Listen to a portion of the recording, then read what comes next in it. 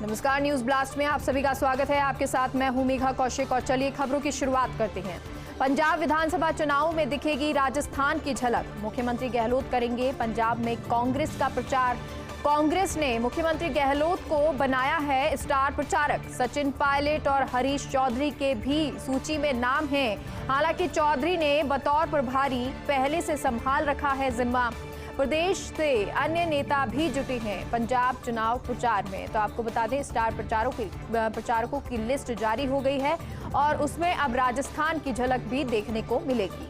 मुख्यमंत्री गहलोत करेंगे पंजाब में कांग्रेस का प्रचार। कांग्रेस ने मुख्यमंत्री गहलोत को स्टार प्रचारक बनाया है। सचिन पायलट और हरीश चौधरी के नाम भी इस सूची में शामिल हैं। हालांकि चौधरी ने बतौर प्रभारी पहले से संभाल रखा है जिम्मा।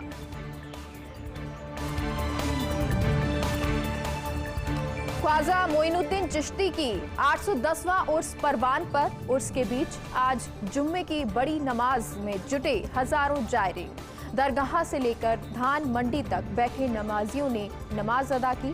कल दरगाह पर मुख्यमंत्री गहलोत की ओर से चादर पेश होगी। आज सीएमआर पर मुख्यमंत्री गहलोत ने सौंपी दरगाह के लिए चादर। वक्फ बोर्ड चेयरमैन डॉक्टर खानू खान बुधवाली को सौंपी मखमली चादर। कल दोपहर 2:30 बजे ख्वाजा साहब की दरगाह पर चादर पेश होगी। तो आपको बता दें, ये उर्स जो शुरू हो गया है ख्वाजा मोइनुद्दीन चिश्ती की 810वां उर्स परवान पर है और उर्स के बीच आज जुम्मे की बड़ी नमाज में जुटे हजारों जायरीन।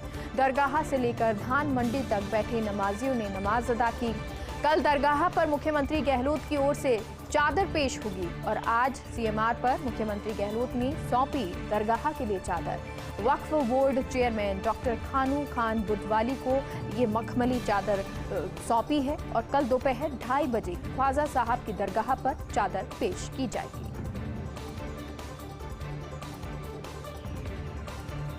प्रदेश के सड़क तंत्र की मजबूती को लेकर मुख्यमंत्री गहलोत गंभीर हैं। प्रदेश के सड़क तंत्र को लेकर मजबूती को लेकर मुख्यमंत्री की गंभीरता और उन्होंने कहा कि सड़क निर्माण एवं खराब सड़कों की मरम्मत हमारी सरकार की प्राथमिकता में है।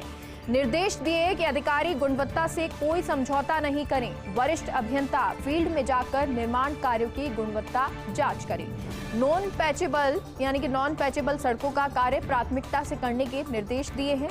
जहां स्थिति ज्यादा खराब है वहां मरम्मत कार्य पहले हो। साथ ही डिफॉल्ट लायबिलिटी पीरियड में सड़कें खराब होने पर समय पर मरम्मत सुनिश्चित करनी। राज्य सरकार द्वारा की गई बजट घोषणाओं के कार्य समय पर पूरा करने के निर्देश दिए हैं। हमारी मंशा है प्रदेश में शानदार सड़कें बनी। पिछले 3 वर्ष में करीब 20,000 करोड़ रुपए लागत के सड़क निर्माण मरम्मत कार्यों की घोषणा की गई है। हर जिले में सड़क निर्माण की घोषणाओं में कोई कमी नहीं रखी गई है। प्रत्येक विधायक के क्षेत्र में 5 करोड़ रुपए की सड़कों के कार्य करवाए जा रहे हैं। तो सड़कों की मजबूती को लेकर गंभीर हैं सीएम गहलोत और उन्होंने इसको लेकर कहा भी है कि सड़क निर्माण एवं खराब सड़कों की मरम्मत हमारी सरकार की प्राथमिकता है। निर्देश दिए कि अधिकारी गुणवत्ता से कोई समझौता नहीं करें। वरिष्ठ अभियंता फील्ड में जाकर निर्माण कार्य की गुणवत्ता जांच करें। नॉन पैचेबल सड़कों का कार्य प्राथमिकता से करने के निर्देश सीएम ने दिए हैं। जहां स्थिति ज्यादा खराब है वहां मरम्मत कार्य पहले हो। साथ ही डिफॉल्ट लायबिलिटी पीरियड में सड़कें खराब होने पर समय पर मरम्मत सुनिश्चित करने।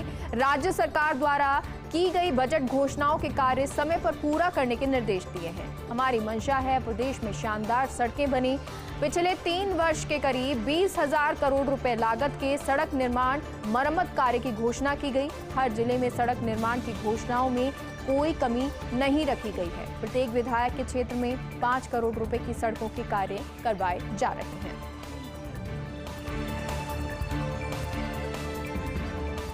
विश्व कैंसर दिवस आज। राज्य स्तरीय कार्यक्रम में बोले चिकित्सा मंत्री प्रसादी लाल मीणा, जल्द पहचान और उपचार से ही कैंसर का बचाव संभव है। कैंसर की रोकथाम के लिए सरकार कर रही हर संभव प्रयास। अर्ली डिटेक्शन और ट्रीटमेंट के लिए चलाई जा रही प्रिवेंटिव ऑन्कोलॉजी वैन। मंत्री मीणा ने सभी सीएमएचओ को दिए निर्देश। जिला मुख्यालयों पर स्थापित कैंसर केयर यूनिट को प्रभावी बनाने के निर्देश दिए हैं। एनएचएम मिशन निदेशक जन स्वास्थ्य doctor V K. Mathur, doctor Jitendra Soni, निदेशक जन स्वास्थ्य डॉक्टर वी.के. माथुर, कैंसर की रोकथाम में जुटे चिकित्सक और एनजीओ के प्रतिनिधि इसमें शामिल रहे। तो राज्य स्तरीय कार्यक्रम आज हुआ विश्व कैंसर दिवस पर, और इस दौरान बोले चिकित्सा मंत्री प्रसादी लाल मीणा। उन्होंने कहा, जल्द पहचान और उपचार से ही कैंसर का बचाव संभव है। कैंसर की रोकथाम के लिए सरकार हर संभव प्रयास कर रही है।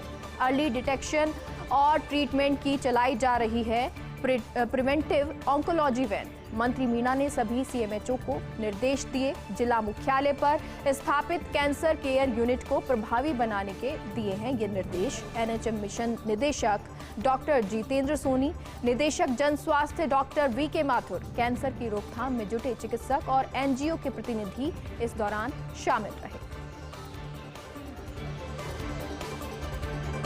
हवाई सेवाओं पर कोरोना का ग्रहण। जयपुर एयरपोर्ट पर फ्लाइट के संचालन पर कोरोना का असर नजर आ रहा है। कम यात्री भार के चलते आज दोपहर 1 बजे तक की 12 फ्लाइट रद्द हो गई। सुबह 7:40 पर दिल्ली जाने वाली इंडिगो की फ्लाइट 6E 5089 यानी कि 5089 रद्द हो गई। सुबह 8:40 पर चंडीगढ़ जाने वाली इंडिगो की फ्लाइट 6E 7276 यानी कि 7276 जो रद्द हो गई।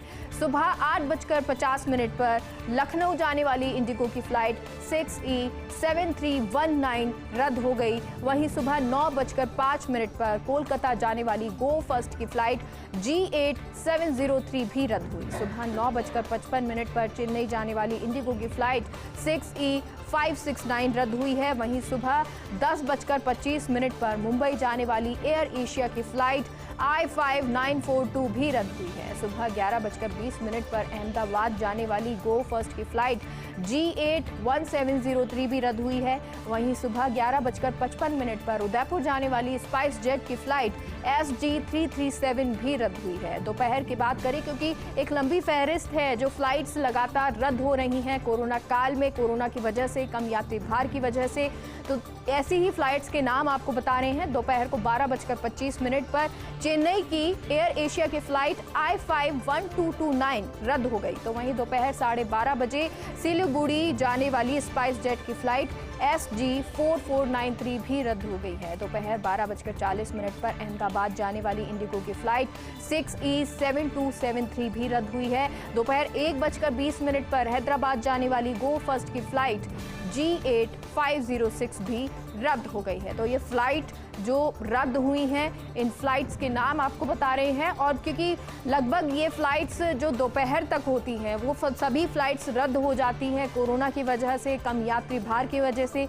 और जो लोग इस फ्लाइट्स में अपना टिकट करवाते हैं उन लोगों के लिए थोड़ी समस्या हो जाती है, क्योंकि ये सभी फ्लाइट जो अलग अलग जगह जाती हैं उनको रद्द कर दिया जाता है। और ये सिलसिला लगभग काफ़ी समय से चलता नजर आ रहा है।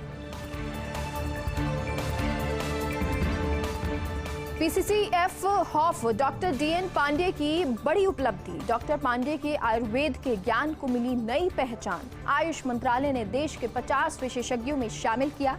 आयुर्वेद का कोविड-19 के विरुद्ध उपयोग के संबंध में नामांकित किया। आयुर्वेद एवं आयुष के प्रचार प्रसार में अहम योगदान देंगे। आयुष मंत्रालय की संयुक्त सचिव कविता गर्ग ने आदेश जारी किए हैं। 21 जनवरी को पीएम मोदी ने ली थी आयुष आरोग्य विज्ञान संबंधी बैठक। आयुर्वेद और आयुष के प्रचार प्रसार के लिए 50 विशेषज्ञों को सूचीबद्ध किया गया। घर घर औषधि योजना भी डॉक्टर DN पांडे की ही देन है। तो डॉक्टर DN पांडे की ये बड़ी उपलब्धि है। उनका जो आयुर्वेद का ज्ञान है उसको नई पहचान मिली है। आयुष मंत्रालय ने देश के 50 विशेषज्ञों में शामिल किया है। आयुर्वेद का कोविड-19 के विरुद्ध उपयोग के संबंध में नामांकित किया है। आयुर्वेद एवं आयुष के प्रचार प्रसार में अहम योगदान देंगे। आयुष मंत्रालय की संयुक्त सचिव कविता गर्ग ने आदेश जारी किए। 21 जनवरी को पीएम मोदी ने आयुष आरोग्य विज्ञान संबंधी बैठक ली थी। आयुर्वेद और आयुष के प्रचार प्रसार के लिए 50 विशेषज्ञों को सूचीबद्ध किया है। घर घर औषधि योजना भी डॉक्टर DN पांडे की ही देन है। अब सूदखोरों के चंगुल में नहीं फंसेंगे प्रदेश के धरती पुत्र। राज्य सरकार खोलने जा रही है किसानों के लिए खजाना। ब्याज मुक्त फसली ऋण का आकार 23,000 करोड़ करने की तैयारी की जा रही है। देश के किसी भी राज्य में नहीं दिया जाता इतना ब्याज मुक्त फसली ऋण। फसली ऋण पर 4% राज्य और 3% केंद्र सरकार देती है सब्सिडी। एक वर्ष में ऋण चुकाने पर किसान को नहीं देना होता ब्याज और प्रति किसान अधिकतम 1 लाख तक दिया जाता है फसली ऋण। इससे पहले भी 16,500 करोड़ से बढ़ाकर 18,000 करोड़ किया जा चुका है वितरण लक्ष्य। राज्य के बजट में की जा सकती है ऋण वितरण लक्ष्य बढ़ाने की घोषणा। ऋण का दायरा बढ़ाने से 10 लाख नए किसानों को लाभ होगा। तो किसानों के लाभ की ये नई तकनीक जो है, नया तरीका सरकार कर रही है। सूदखोरों के चंगुल में अब प्रदेश के धरती पुत्र नहीं फंसेंगे। राज्य सरकार खोलने जा रही है किसानों के लिए खजाना। ब्याज मुक्त फसली ऋण का आकार 23,000 करोड़ करने की ये तैयारी है। देश के किसी भी राज्य में नहीं दिया जाता है इतना ब्याज मुक्त फसली ऋण। फसली ऋण पर 4% राज्य और 3% केंद्र सरकार सब्सिडी देती है। एक वर्ष में ऋण चुकाने पर किसानों को नहीं देना होता ब्याज। प्रति किसान अधिकतम 1 लाख तक का फसली ऋण दिया जाता है। इससे पहले भी 16,500 करोड़ से बढ़ाकर 18,000 करोड़ किया जा चुका है वितरण लक्ष्य और राज्य के बजट में की जा सकती है ऋण वितरण लक्ष्य बढ़ाने की घोषणा। ऋण का दायरा बढ़ाने से 10 लाख नए किसानों को लाभ होगा।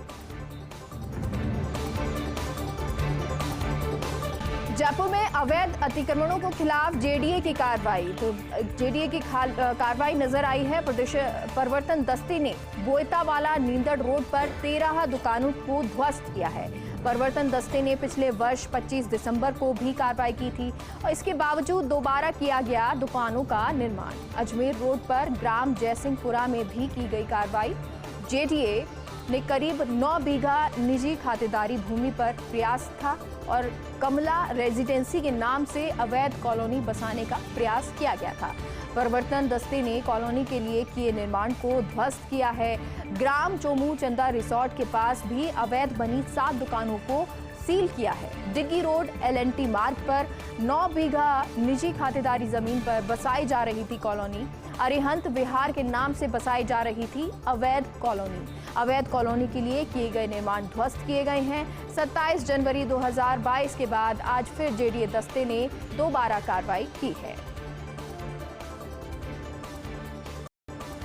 नमस्कार, न्यूज ब्लास्ट नेशनल में आप सभी का स्वागत है। आपके साथ मैं हूं मेघा कौशिक और चलिए खबरों की शुरुआत करते हैं। मुख्यमंत्री गहलोत की गुड गवर्नेंस। विधानसभा के बजट सत्र से पहले मुख्यमंत्री गहलोत ने ली अहम बैठक। सीएम गहलोत ने ये बैठक ली है। सीएम गहलोत ने विभागवार अफसरों की मीटिंग लेकर संदेश दिया। फ्लैगशिप योजनाओं का क्रियान्वयन को मुख्यमंत्री गहलोत ने जोर दिया है। नई CS उषा शर्मा के साथ अधिकारियों को सामंजस्य बनाने के लिए फ्लैगशिप योजनाओं का क्रियान्वयन में कैसे फील्ड में नजर आए, आम जनता में किस तरह से सुशासन का मैसेज दिया जाए, भ्रष्टाचार और अन्य लापरवाही के प्रति कैसे जीरो टॉलरेंस पर काम हो, बजट सत्र में अधिकारियों की ओर से सरकार द्वारा दिए जाने वाले जवाब की तैयारी और किस तरह से सर्विस डिलीवरी पुख्ता हो, इसको लेकर संदेश दिया।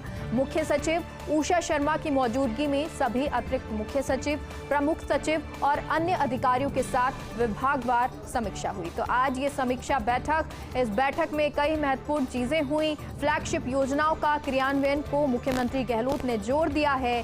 नई CS उषा शर्मा के साथ अधिकारियों को सामंजस्य से काम करने, फ्लैगशिप योजनाओं का क्रियान्वयन में कैसे फील्ड में नजर आए, आम जनता में किस तरह से सुशासन का मैसेज दिया जाए, भ्रष्टाचार और अन्य लापरवाही के प्रति कैसे जीरो टॉलरेंस पर काम हो, बजट सत्र में अधिकारियों की ओर से सरकार द्वारा दिए जाने वाले जवाब की तैयारी और किस तरह से सर्विस डिलीवरी पुख्ता हो, इसको लेकर संदेश दिया। मुख्य सचिव उषा शर्मा की मौजूदगी में सभी अतिरिक्त मुख्य सचिव, प्रमुख सचिव और अन्य अधिकारियों के साथ विभागवार समीक्षा हुई।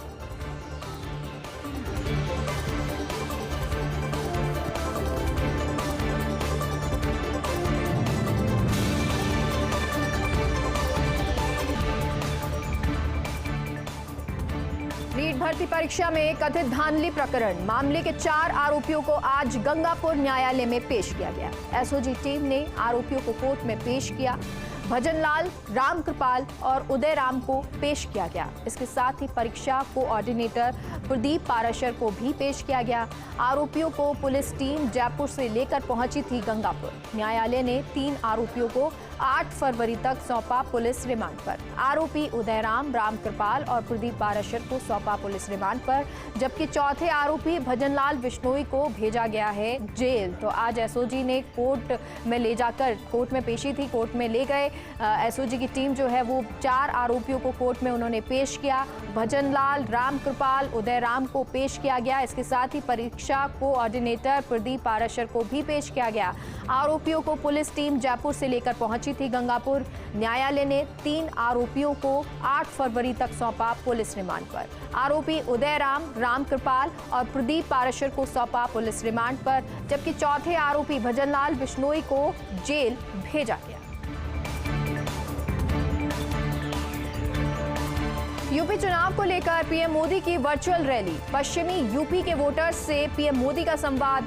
नोएडा, गाजियाबाद, मेरठ, हापुड़, अलीगढ़ के वोटर्स से भी संवाद किया और कहा पश्चिमी यूपी की आजादी के आंदोलन में अहम भूमिका है। यूपी के चारों तरफ तेजी से विकास, बीजेपी सरकार जो कहती है वो करके दिखाती है। तो पीएम मोदी जो हैं वो वर्चुअली बोले, यूपी के लोगों के विकास के लिए चुनाव, माफियाओं को पीछे से सत्ता नहीं हथियाने देंगे, सुरक्षा, सम्मान और समृद्धि को बनाए रखने का ये चुनाव है। ये चुनाव यूपी में शांति के स्थायित्व के लिए है और 100 साल में इतना बड़ा संकट नहीं देखा गया है, इतना बड़ा संकट नहीं देखा गया है। यूपी में 100% लोगों को कोरोना की पहली डोज। तो पीएम मोदी आज ये संबोधन अपना दे रहे थे, वर्चुअली जुड़े थे और कई मुद्दों पर उन्होंने बातचीत की।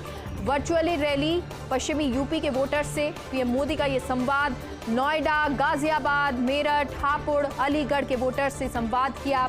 कहा पश्चिमी यूपी की आजादी के आंदोलन में अहम भूमिका है। यूपी में चारों तरफ तेजी से विकास, बीजेपी सरकार जो कहती है वो करके दिखाती है। यूपी के लोगों के विकास के लिए चुनाव, माफियाओं को पीछे से सत्ता नहीं हथियाने देंगे, सुरक्षा, सम्मान और समृद्धि को बनाए रखने का चुनाव है। ये चुनाव यूपी में शांति के लिए, स्थायित्व के लिए 100 साल में इतना बड़ा संकट नहीं देखा गया है। यूपी में 100% लोगों को कोरोना की पहली डोज लगी है।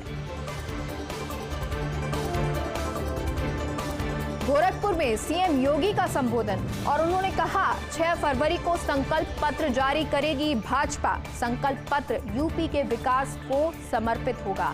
विकास और सुशासन के मुद्दे पर चुनाव लड़ रही बीजेपी सरकार ने सुरक्षा, महिला कल्याण, किसान हित में काम किया है। पीएम मोदी की नीतियों को जनता का भारी समर्थन है और आज प्रदेश की हर बेटी और बहन सुरक्षित महसूस कर रही है। यूपी के बेहतर माहौल ने निवेश को बढ़ाया है। नौकरियों के लिए युवाओं का पलायन रोका है। कारोबारी और युवा अब यूपी से पलायन नहीं करते हैं। गरीब का कल्याण, समृद्ध विकास का संकल्प है। पूरी तरीके से विकास हो, ये संकल्प लिया है। पिछली सरकारों में माफियाओं का संरक्षण था, हमारी सरकार ने प्रदेश को गुंडा मुक्त किया है। तो सीएम योगी भी आज जब नामांकन भरने के लिए गए, उससे पहले कार्यकर्ताओं ने उन्होंने संबोधित किया और इस संबोधन में उन्होंने कहा कि 6 फरवरी को संकल्प पत्र जारी करेगी भाजपा। संकल्प पत्र यूपी के विकास को समर्पित होगा। विकास और सुशासन के मुद्दे पर चुनाव लड़ रही है बीजेपी सरकार ने सुरक्षा, महिला कल्याण, किसान हित में काम किए। पीएम मोदी की नीतियों को जनता का भारी समर्थन है और आज प्रदेश की हर बेटी और बहन सुरक्षित महसूस कर रही है। यूपी के बेहतर माहौल ने निवेश को बढ़ाया है। नौकरियों के लिए युवाओं का पलायन रोका है, नौकरियां दी हैं। कारोबारी और युवा अब यूपी से पलायन नहीं करते हैं। गरीब का कल्याण और पूरी तरह से विकास का संकल्प हमने किया। पिछली सरकारों में माफियाओं का संरक्षण था, माफियाओं को संरक्षण मिलता था। हमारी सरकार ने प्रदेश को गुंडा मुक्त किया है। अध्यक्ष पीठ पर टिप्पणियों पर स्पीकर ओम बिरला का कड़ा रुख। लोकसभा अध्यक्ष ओम बिरला ने सदन में नाखुशी जताई है। कहा सदन के अंदर बाहर अध्यक्ष पीठ पर टिप्पणी सदन की गरिमा और मर्यादा का उल्लंघन है। सदन की एक उच्च कोटि की मर्यादा है जिसका सम्मान सभी माननीय सदस्य करते हैं। आसन का प्रयास होता है कि सदन निष्पक्ष रूप से नियम और प्रक्रियाओं से संचालित हो। अध्यक्ष पीठ पर बैठने वाले सदस्य को भी अध्यक्ष के सभी संवैधानिक अधिकार, सदस्य या किसी अन्य व्यक्ति को आसन के बारे में टिप्पणी नहीं करनी चाहिए। इससे हमारे संसदीय लोकतंत्र पर आघात पहुंचता है। संसद के अंदर और बाहर की जाने वाली टिप्पणियों को मैंने गंभीरता से लिया है। सदस्य सदन में, सदन के बाहर और सोशल मीडिया पर टिप्पणी नहीं करें, यही उचित होगा। हमारा व्यवहार, आचरण सदन की मर्यादा के अनुकूल हो। मेरी अपेक्षा है कि सदस्य सदन और आसन की गरिमा बढ़ाने में सहयोग करें। तो ओम बिरला, जिन्होंने कहा कि अनावश्यक टिप्पणी करना सही नहीं होता है। अध्यक्ष पीठ पर टिप्पणियों पर स्पीकर ओम बिरला का कड़ा रुख नजर आया है। ये कड़ा रुख उन्होंने अपनाया है। लोकसभा अध्यक्ष ओम बिरला ने सदन में नाखुशी जताई है और कहा है कि सदन के अंदर बाहर अध्यक्ष पीठ पर टिप्पणी सदन की गरिमा और मर्यादा का उल्लंघन है। सदन की एक उच्च कोटि की मर्यादा है जिसका सम्मान सभी माननीय सदस्यों को करना होता है और करना चाहिए। आसन का प्रयास होता है कि सदन निष्पक्ष रूप से नियम और प्रक्रियाओं से संचालित हो। अध्यक्ष पीठ पर बैठने वाले सदस्य को भी अध्यक्ष के सभी संवैधानिक अधिकार, सदस्य या किसी अन्य व्यक्ति को आसन के बारे में टिप्पणी नहीं करनी चाहिए। AIMIM चीफ ओवैसी ने की लोकसभा स्पीकर ओम बिरला से मुलाकात। हमले को लेकर ओवैसी ने ये मुलाकात की है और जानकारी दी है। हमले को लेकर ओवैसी ने बिरला से बात की है। कल हुई फायरिंग की घटना की जानकारी दी ओम बिरला को। हमले के बाद ओवैसी को केंद्र से जेट सिक्योरिटी मिली है। ओवैसी की कार पर कल मेरठ के पास फायरिंग हुई थी और जिसके बाद अब ओम बिरला से मिले AIMIM चीफ ओवैसी ने लोकसभा स्पीकर ओम बिरला से मुलाकात की। हमले को लेकर ओवैसी ने बिरला से बात की है। कल हुई फायरिंग की घटना की जानकारी ओम बिरला को दी। हमले के बाद ओवैसी को केंद्र से जेट सिक्योरिटी मिली। ओवैसी की कार पर कल मेरठ के पास फायरिंग हुई थी जिसके बाद अब जेट सिक्योरिटी उनको मिल गई है।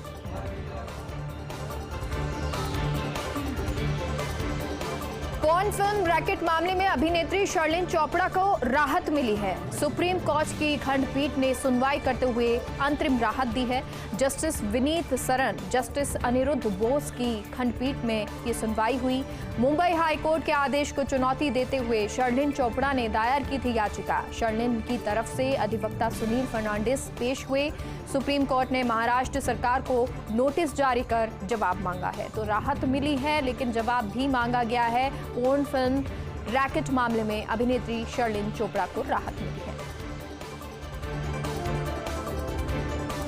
केंद्र सरकार की IDBI बैंक में अपनी हिस्सेदारी बेचने की तैयारी। एक्सप्रेस ऑफ इंटरेस्ट के साथ पार्टियों से प्रस्ताव आमंत्रित। दीपम के सचिव तुहिन कांत पांडे ने दी जानकारी और कहा कुछ हिस्से अपने पास रखेगी सरकार। मार्च अंत तक प्रस्ताव आमंत्रित है। पहली बार खुली नीलामी के जरिए बैंक बेच रही है केंद्र सरकार। तो आपको बता दें ये पूरी केंद्र सरकार की IDBI बैंक से अपनी हिस्सेदारी बेचने की तैयारी शुरू हो गई है। एक्सप्रेस ऑफ इंटरेस्ट के 7 पार्टियों से प्रस्ताव आमंत्रित हैं। दीपम के सचिव तुहिन कांत पांडे ने इसकी जानकारी दी है और कहा है कि कुछ हिस्से अपने पास रखेगी सरकार और मार्च अंत तक प्रस्ताव आमंत्रित हैं। पहली बार खुली नीलामी के जरिए बैंक बेच रही है केंद्र सरकार।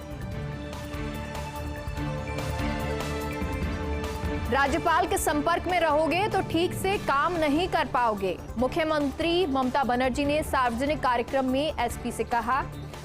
कोलकाता में नेताजी इंडोर स्टेडियम में कार्यक्रम था। ममता बनर्जी के निशाने पर आ गए पूर्वी मिदनापुर जिले के SP। पश्चिम बंगाल के राज्यपाल जगदीप धनखड़ के साथ भी ममता की अनबन है।